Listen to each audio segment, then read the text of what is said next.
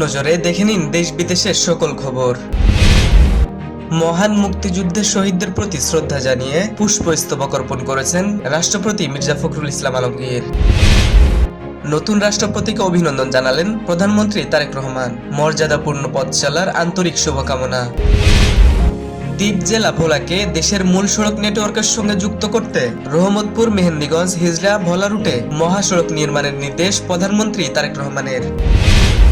দেশের স্বাস্থ্য ব্যবস্থাকে একটি সমন্বিত ডিজিটাল ব্যবস্থার মাধ্যমে আনতে ন্যাশনাল ই-হেলথ প্ল্যাটফর্ম চালুর সিদ্ধান্ত নিয়েছে সরকার।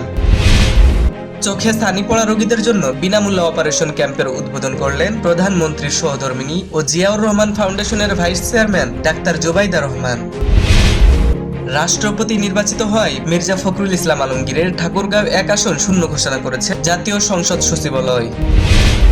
জ্বালানি সমস্যা নিয়ন্ত্রণের বাইরে সমাধানে সময় লাগবে বলেছেন অর্থমন্ত্রী আমির খসরু চৌধুরী। কার্যকর উদ্যোগ নেওয়ার দাবি ব্যবসায়ী ও বিশিষ্টজনদের।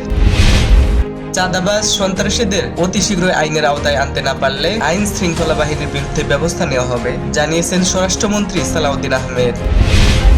বাংলাদেশ সহ 75 দেশের অভিবাসী ভিসা স্থগিতের নীতি বাতিল মার্কিন আদালতে। শর্ত না মানলে বাতিল হতে পারে বাংলাদেশের শিক্ষার্থীদের ভিসা, হুঁশিয়ারি মার্কিন দূতাবাসের।